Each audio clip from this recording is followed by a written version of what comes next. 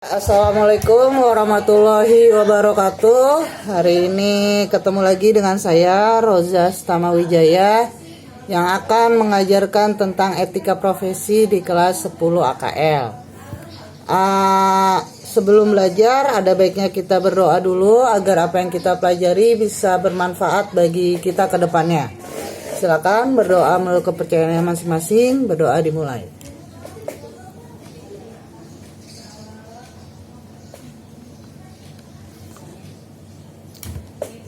Oke, hari ini kita akan belajar tentang industri jasa keuangan. Kalian tahu apa itu IJK? Ya, betul. IJK adalah kependekan dari industri jasa keuangan, yaitu sekumpulan dari perusahaan atau institusi dan lembaga pendukungnya yang berusaha untuk memberikan bantuan di bidang jasa, khususnya di bidang keuangan, seperti perbankan, pasar modal, kemudian non-bank, asuransi, contohnya asuransi ya, kemudian asuransi, dana pensiun, dan lain-lainnya. Mungkin salah satu dari lembaga yang terkenal adalah BPJS. Gitu. Tapi sebelum kita belajar tentang IJK ini yang berada di bawah pengawasan dari OJK atau Otoritas Jasa Keuangan, mari kita pahamin dulu apa itu industri jasa. Industri jasa merupakan suatu perusahaan yang menjual produknya berupa jasa. Jadi yang diberikan kepada masyarakat itu atau pembeli adalah jasa, tidak berupa barang, tidak berupa benda, tapi berupa jasa. Nah, jasa ini sifatnya memiliki ciri-ciri: satu, proses produksi industri jasa tidak menggunakan suatu barang ataupun fisik. Kemudian kedua, tidak memiliki peralihan dari hak atau kepemilikan. Jadi yang punya industri jasa itu hanya dirinya sendiri.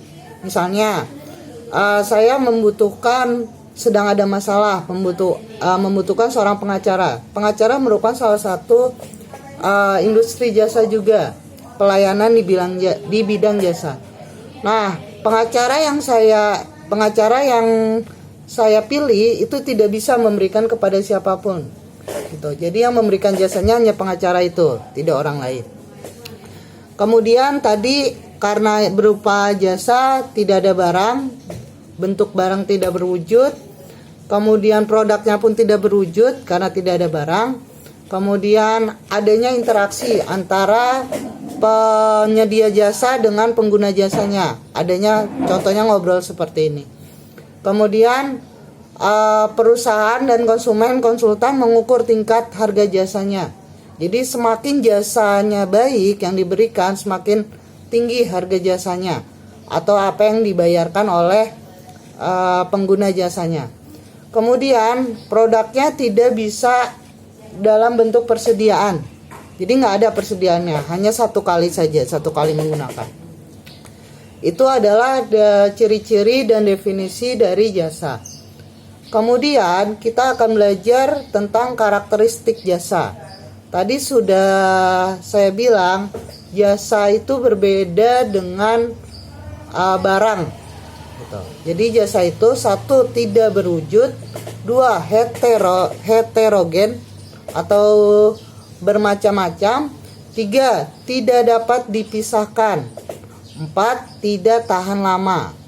Oke, saya akan menjelaskan masing-masing dari karakteristik ini. Pertama, tidak tahan lama. Maksudnya apa? Jasa itu tidak mungkin disimpan dalam persediaan, sehingga jasa itu hanya dipakai satu kali saja. Hanya dipakai satu kali dan tidak bisa 2-3 kali. Kemudian yang kedua, tidak dapat dipisahkan. Artinya apa? Konsumsi yang digunakan oleh pengguna jasa itu tidak bisa dipisahkan dari si penjual jasa langsung. Kemudian ketiga, heterogen atau bermacam-macam. Maksudnya apa? Bervariasi jasa yang diberikan itu. Misalnya kayak tadi kita sedang ada masalah membutuhkan pengacara, ya kita heterogen gitu. Orang itu heterogen, antara satu pengacara dengan pengacara lain tidak mungkin sama, pasti memiliki karakteristik yang berbeda-beda. Kemudian yang ketiga, tidak berwujud. Maksudnya apa? Kasat mata. Jasa itu hanya bisa dirasakan, dicicipi kemudian disentuh gitu, tapi tidak untuk